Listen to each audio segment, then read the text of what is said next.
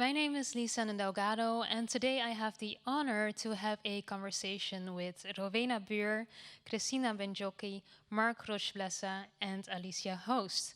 We will talk today about their works for the exhibition In the Presence of Absence. Like the title suggests, the works included in the exhibition put us in the presence of knowledges, stories, and experiences that we normally cannot or insufficiently find in spaces such as the museum. Today we will be talking about personal knowledge and collective knowledge. We will touch upon materials used in transferring knowledge and in producing knowledge, on normativity and non-normativity, and also the relation between personal and collective knowledge. Now, before we start our conversation, let me briefly introduce your work for the people at home so that we can build upon that. In the study of focus, Kristina Benjocki reframes the contested history of former Yugoslavia by weaving tapestries on enlarged details of used educational history textbooks. This is in line with her understanding of history writing as a material process. Notably, it is the first time that her work is exhibited in its entirety. Werker Collective is here today representing Werker Collective, which was established by himself and Rogier Delvos. Their Werker 2, A Gestural History of the Young Worker, critically examines photographic representation of the body of the laborer. Themes explored in their work include gender, feminism, and queerness. Werker 2, A Gestural History of the Young Worker, uses a combination of imagery from the Soviet Union, materials such as magazines and propaganda, and documents from the Werker Archief in Amsterdam. Rowena Buur's Without Hope, I Have No Dreams is a documentary film. Their documentary film immerses the viewer in a deeply felt and confrontational process through which Rowena and their father, René, try to come to terms with their past. Rowena wonders if it's possible for them to leave their past behind and build new memories and a new relationship together. Alicia? For her project Sightless Seeing number 4, Acquisitions, Sarah Lamsweerde works with Alicia Hoost and Leroy de Bok. Their performance has the form of an alternative guided tour through the exhibition that invites the public to experience the exhibition, so both the artworks and the museum building, by centering not sight, but other senses. So, let us have the start of our conversation. I'm going to ask you questions directly, but if any of you feel like you also want to answer the question, please feel free to do so. Kristina and Mark, both of your works have a special relation to, if I may call it like this, printed knowledge. So for you, Kristina, you incorporate used educational history books into your work by turning fragments of them into tapestry. And Mark, your work was actually part of a magazine, which you now turned into an installation. What role does this changing or transformation of your material play in the knowledge that you produce and transfer now that it is placed in a museum? Well, I started by collecting history textbooks in former Yugoslavia, printed between 1950s and 2000s. So it's about 50 years of printed matter. And I was focused in my work specifically on the chapter dedicated to the Second World War. This chapter has been rewritten and expanded and changed and altered very frequently. And I was interested to see, like, besides narrative changing, what is there that stays the same? And then I noticed that the treatment of photography, or the way history books are used, so how each person, the one that learns, so the student, the way the student approaches book, that's kind of what stays the same. So I became interested more into transformation of this marginal information. So what did each book went through, what kind of transformation each book went through in the process of learning, but as well what did each student then decided to mark as important, and what did each student decided to cross out or leave behind or erase. And looking in this transformation, I wanted to enlarge small sections, so very, very tiny close-ups of each book, page of the history textbook, in order to actually show and give space to this transformation and to this knowledge that is otherwise, I think, regarded as not important, or that really easily is overlooked.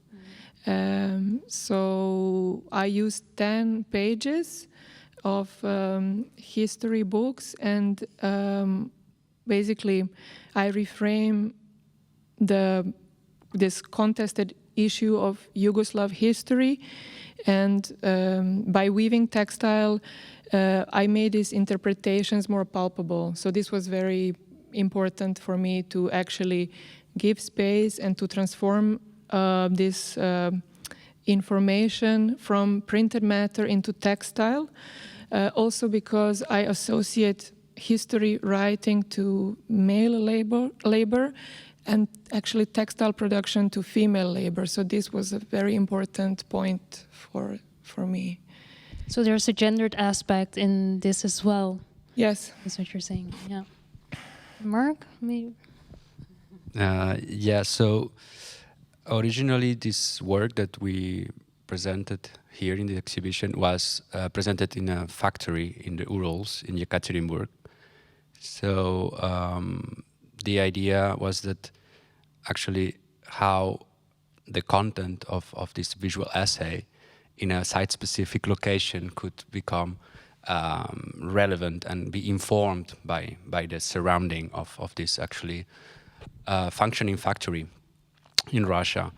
The subject of the work is one of the subjects, but the main topic is about queering history of labor. The labor movement has been very important to kind of articulate some kind of emancipatory politics based on the notion of class. But it was, and it still is very often, kind of oppressive to non-heteronormativity and non-male ways of, beings. So this idea of the work of how to actually claim the importance of the labor movement, but trying to actually cross it with identity politics from the feminist and the LGBTQI movements is what made it important. And yeah, the aspect of why to transform printed matter that originally has been distributed through the form of a magazine into an installation, it is actually trying to develop ideas of display that can, so how museums or how public spaces can become a space for image critique. So these images built as an installation allow for a collective discussion and a renegotiation on how our bodies relate with those materials. So yeah, it's really the idea of the display is addressing the public activity of actually discussing and reassessing history, which I think that's one of the topics of art, or at least in my practice. And you're talking about the public activity. As I understand, you also very much think about how people move through your installation. Is this part of what you feel like this public activity in seeing and experiencing your work should be? Yeah, I mean, when I'm talking about this, the topic of queering the history of labor, and actually how the labor movement has rejected or looked overlook the question of the body and the question of desire. That is specifically what the installation is trying to do. It's referring also to dark rooms, kind of photography dark rooms, but also like cruising areas. So the idea of how actually history and politics and ideology is actually affecting our bodies directly, and it actually shapes the way we understand our body and we understand our relation to other bodies.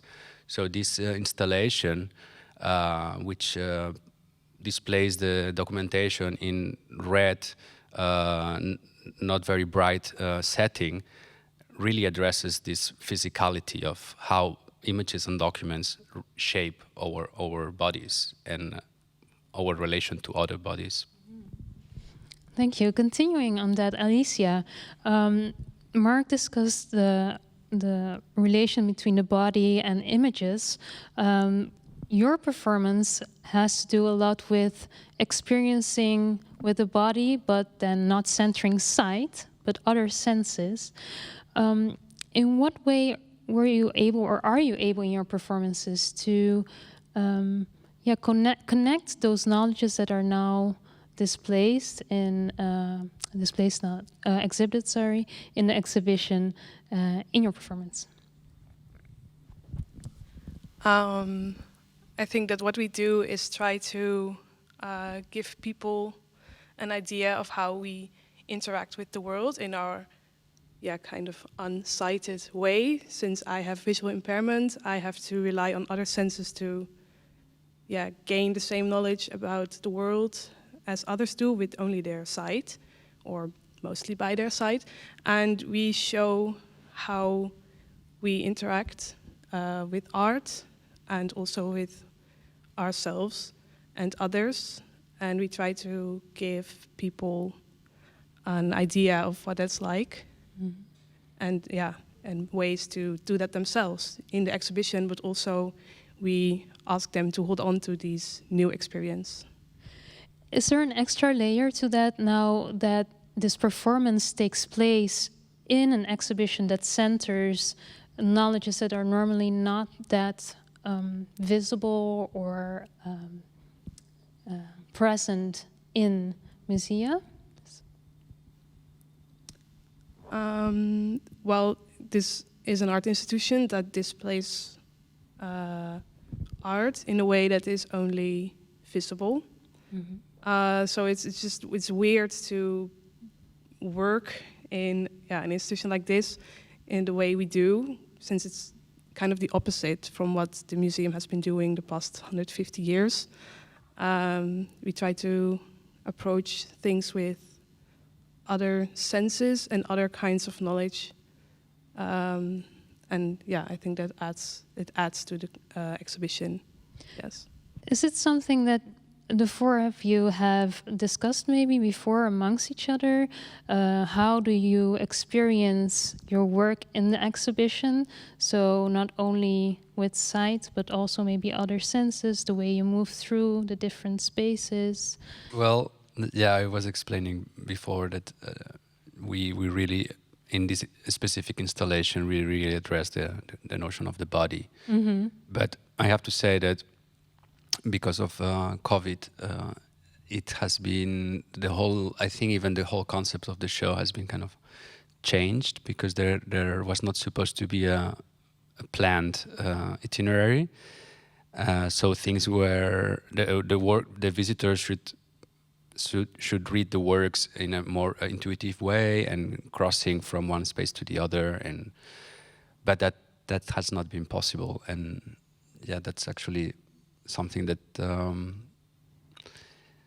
the last year has been quite complex to deal with practice like our practice, which is really anticipating and trying to activate collaborative works and processes.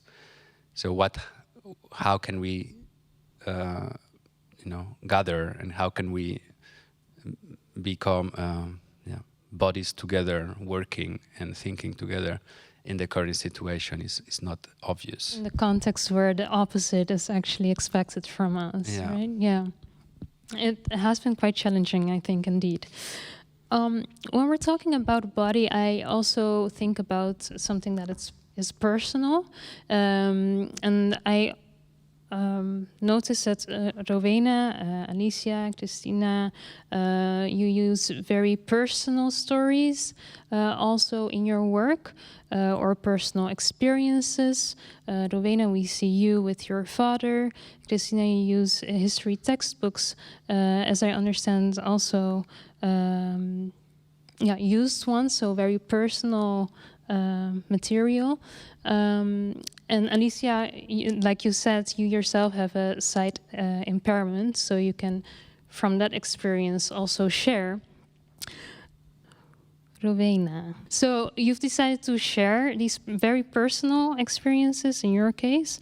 We see you exchanging with your father, and this you share with the world. And I wonder if you see a role of these personal experiences in creating collective knowledges and collective experiences, since it is something that you share with the public. I never really thought when creating the work what it will add in the collective knowledge, but what I've noticed is that what it adds, that a lot of people around me see the value of expressing emotions or sharing personal things, and that also a lot of people can relate to that because it's so personal. Everyone has this, can relate to small things within the work, or sees the value of expressing emotions also and sharing the stories. So it's a matter of also being able to relate to the work in a specific way? It can be different things, maybe how to deal with family, or, for example, addiction. And how to deal maybe with the past, and how you do that in the future. How do you deal with these kind of things? Yeah, because it's very big questions that you ask, and you ask those questions, in my understanding, by zooming into something very small in which all those questions come to the fore. Was that something you were thinking about when you were creating this work? That it was indeed something that would be able to bring those big themes? No, not at all. Front? No, I was really at that moment there thinking about that specific moment and not about other questions. No. Nice that it does now function as that. Mm-hmm. Yeah. Kristina. Right, so of course each history textbook that I borrowed, I did not have family to borrow from, but I borrowed it mostly from my neighbors and family of neighbors and so on. So these are people that, of course, I know personally, and I engaged personally, and I asked them for these books, and then I had to explain, what am I going to do?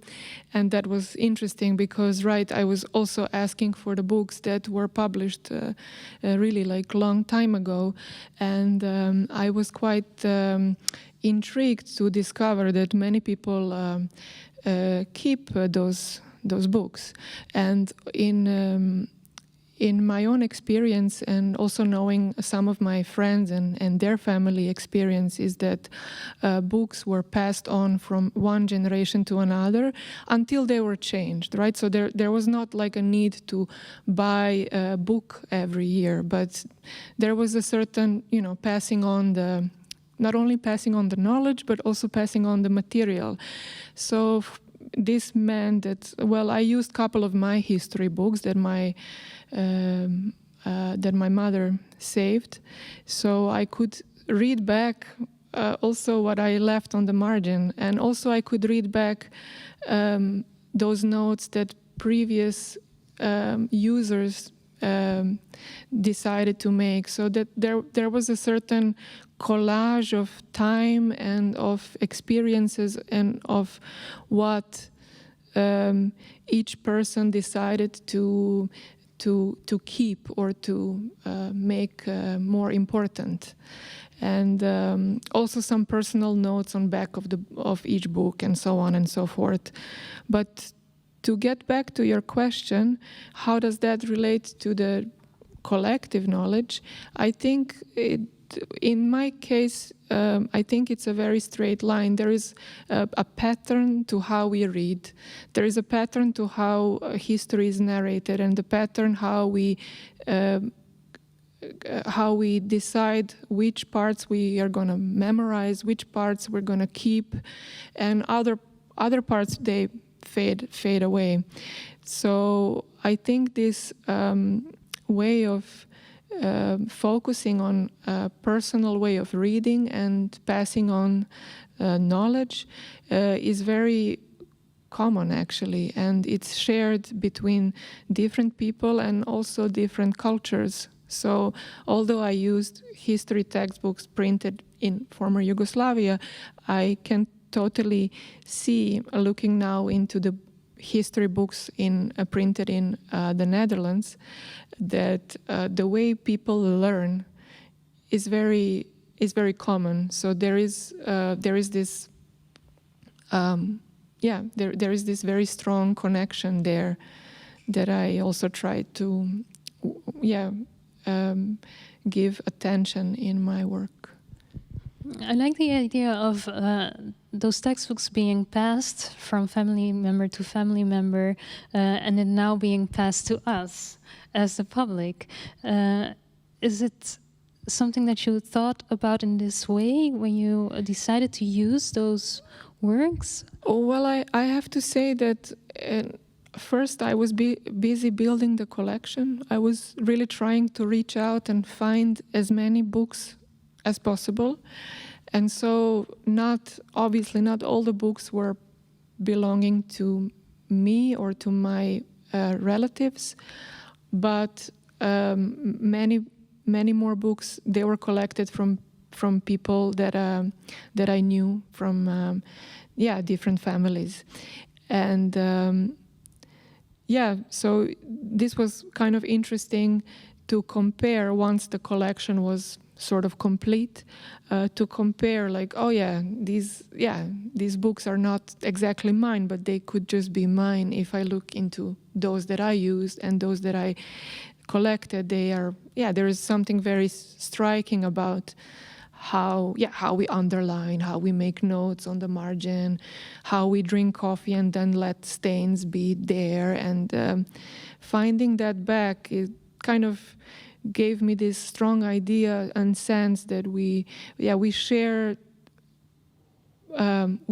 the way we learn, and no matter what we learn, there is a shared manner of how that happens. So that was kind of interesting. That realization, just to answer your question, that came only later. So when looking at the material, then I could only see like, this really strong how this image reappears in different decades, while the context completely changes, and then also what is underlined and what is,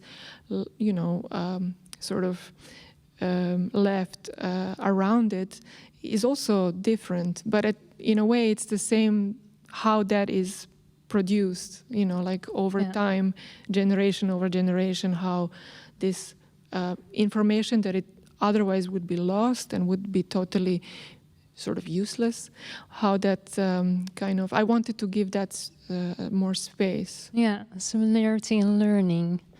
Alicia, what about you? The idea of sharing a personal experience, I don't know if you see it like this, so correct me if I'm wrong, but a personal experience of, like you just said, having knowledge about the world that you now turn into something that you can share with the public, people that are visiting. How do you think, or do you think that contributes to creating different collective knowledges, and if so, in what way? I think it does add to the whole collective knowledge. I think that most things we see as collective knowledge are kind of what are supposed to be average, and that it is only a dominant group that kind of forces these kinds of knowledge onto others. So my way of perceiving the world is different and sometimes valued as less important, since I don't always see things, but I still know.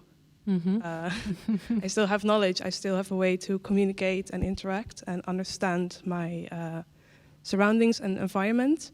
So sharing my own experience adds to that whole bunch of knowledge that is out there.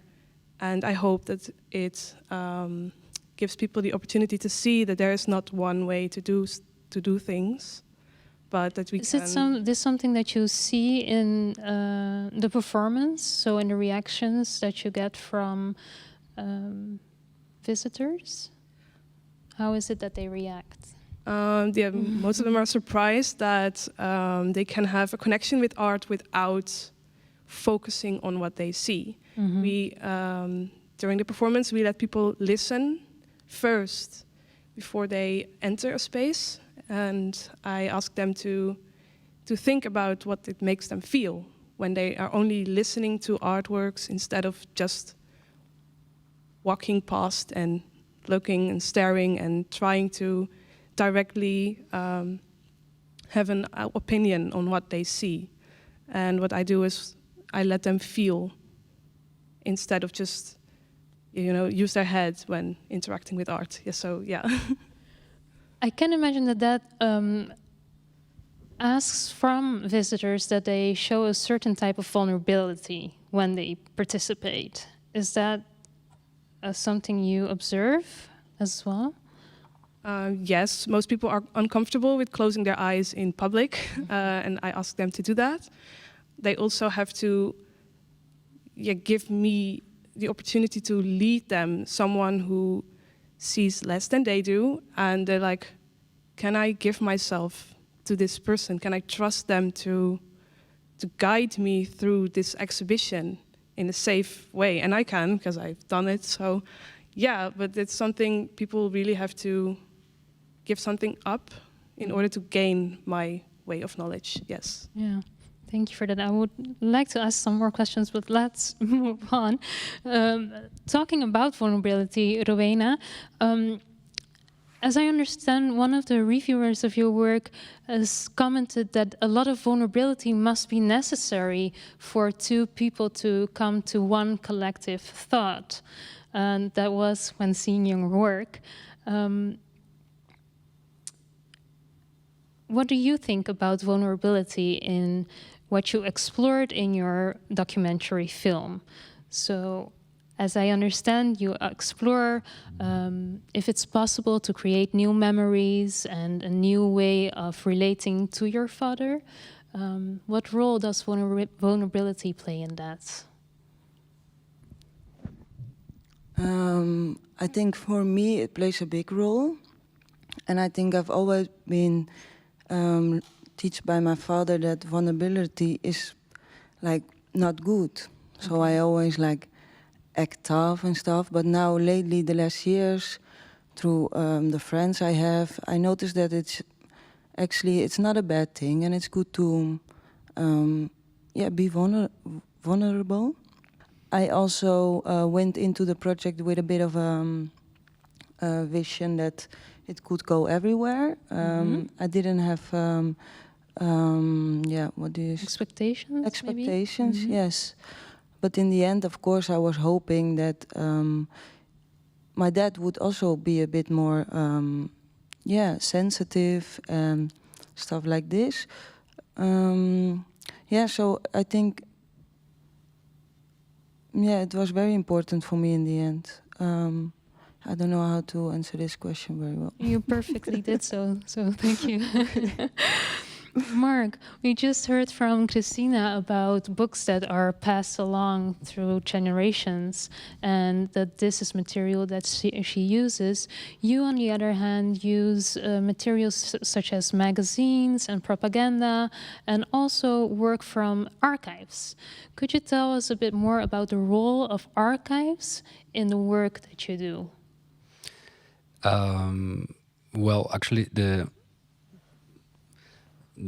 one of kind of the center of our collective, or one of very important aspect is this our own archive that we've been compiling in the last 10 years, and we see this archive as a counter archive, and how we are creating this archive is by materials that we find most often in second-hand bookstores and kind of on the places where the leftovers of history are being sold for not much. But we also activate processes of self-representation with many groups of people, where we are addressing questions of invisible labor, such as domestic work or migration or the work of youth or different kinds of forms of work that are not in the center of society.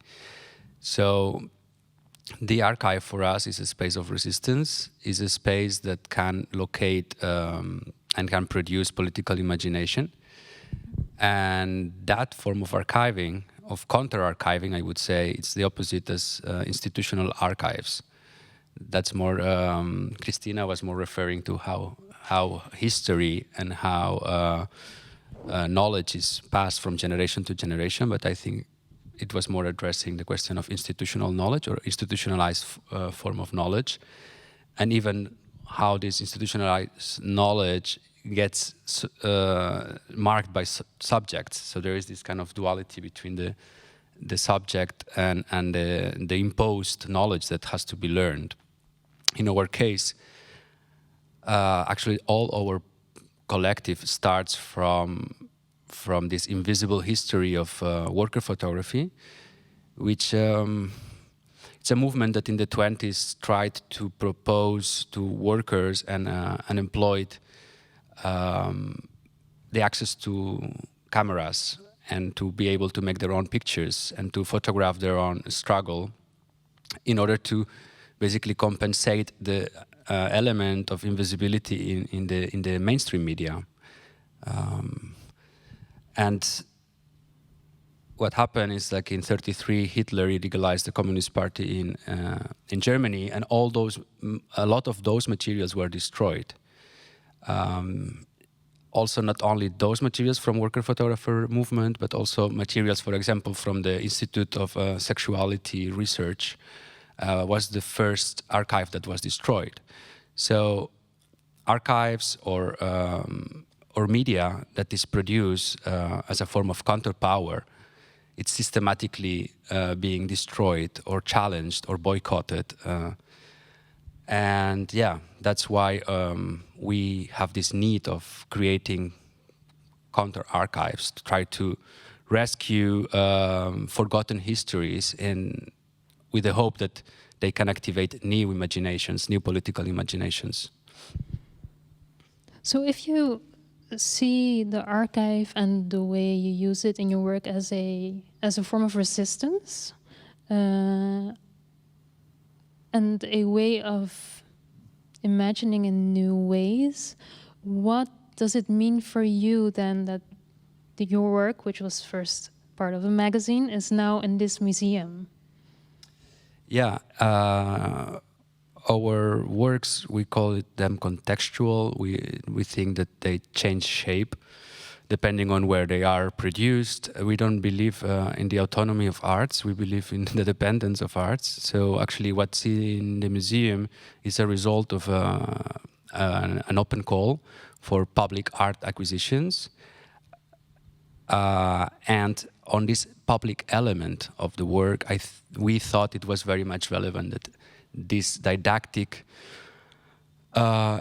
work that addresses the interrelation between body and labor and oppressed marginal identities, it is or might become part of a public collection, which is, belonging to all the citizens of Amsterdam. We do think it's very much relevant.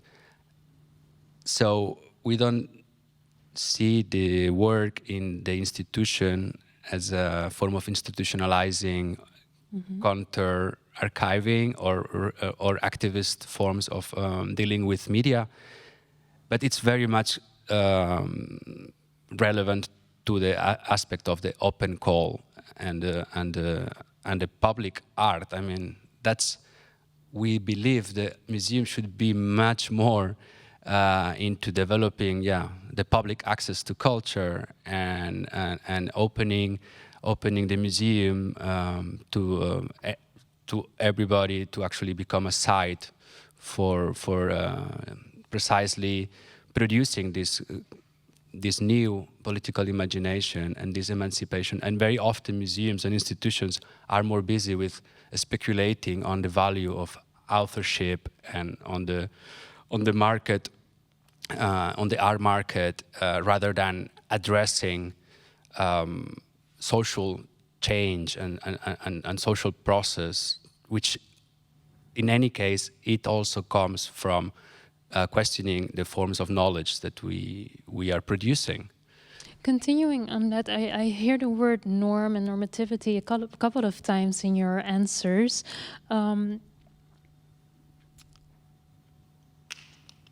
And I think that your works in some way are efforts to, show which has been marginalized.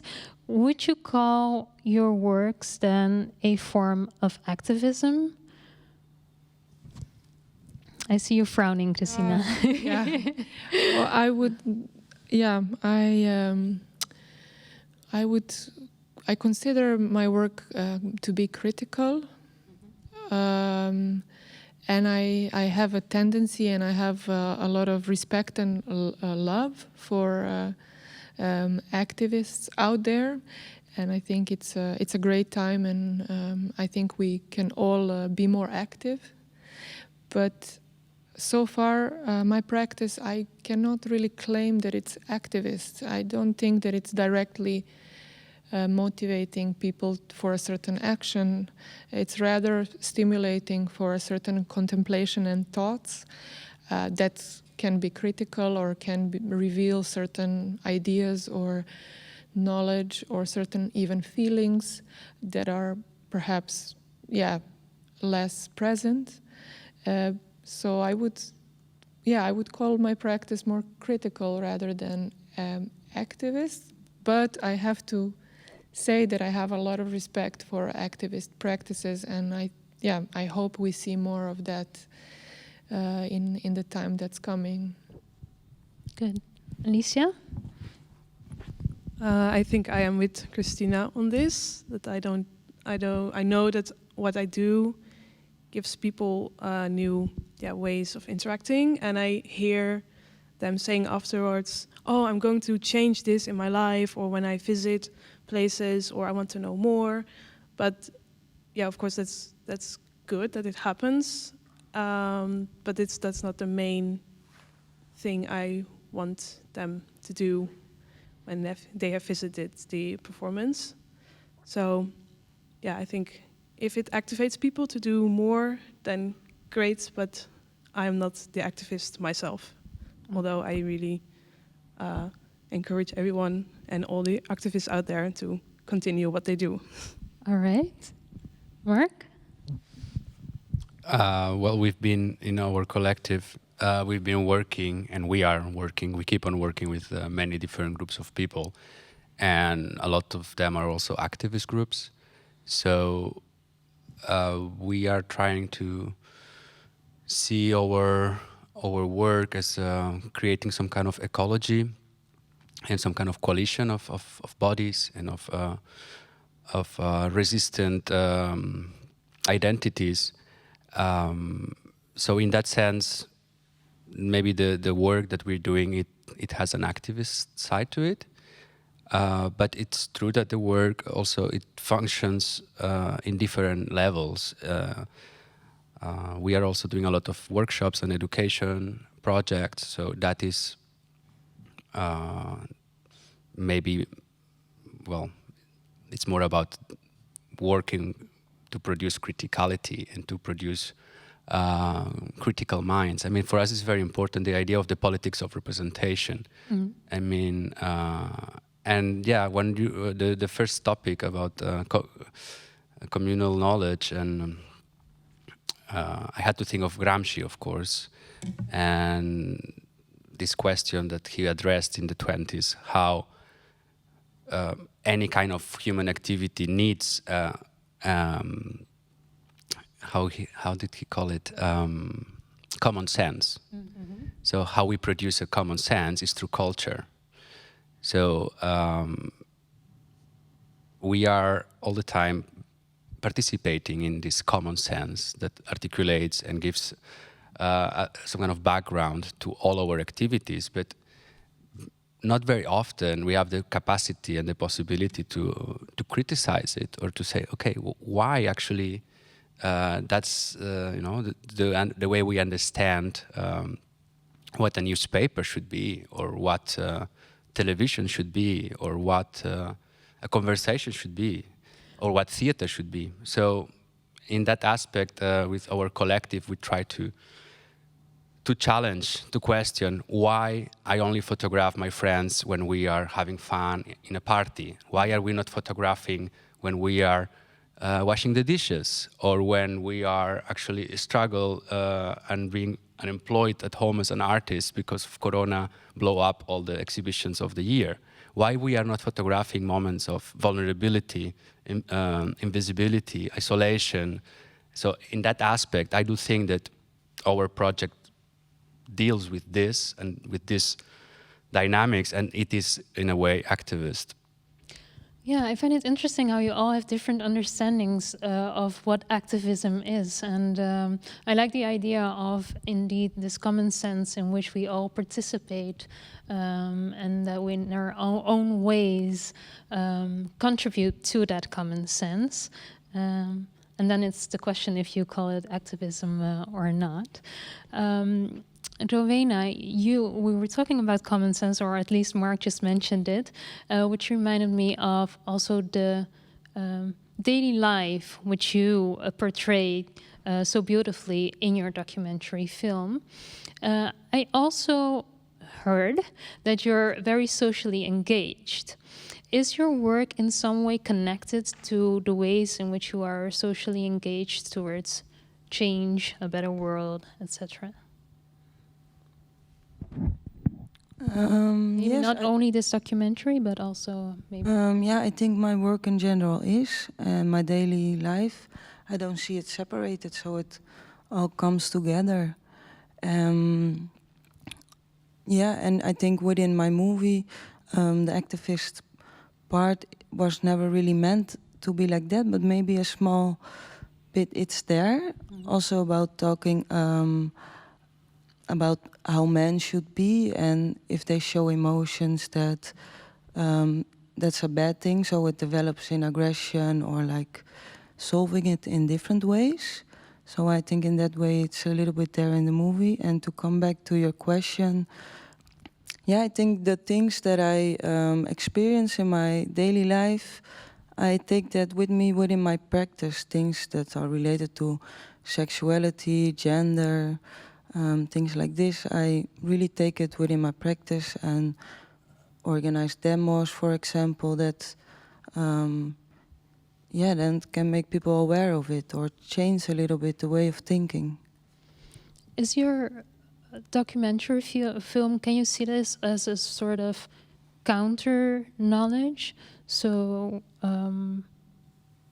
for example, when we see aspects of how men should act within the documentary film, what's your idea behind just showing it? You just show what happens, Yeah. and without commenting on it. My idea behind it was more to find out for myself how is our relationship, and if there's like, to explain it different, you always create your own, from your memories you always create your own story. So by recording it and really put us on the couch, just as you always do with other people, have a tea, a coffee, and by looking it back, then I could really see what really has been said or how it was. So by that way I was trying to find the sort of the reality, or my own reality. So it's an interplay between what we might call reality and your own reality, the stories that you self create about what you've experienced. Yeah. Very interesting. So this means that you've analyzed the daily activities that you filmed in order to reflect on yourself? Also on myself, and maybe the way I behave also, in a good and bad way sometimes. Mainly because of that, Very nice, thank you. Rowena, Kristina, Mark, Alicia, we are going to round off. Thank you very much. I hope this is only a start of a conversation about your work. I hope to hear lots more of you. Thank you. Thank you for watching.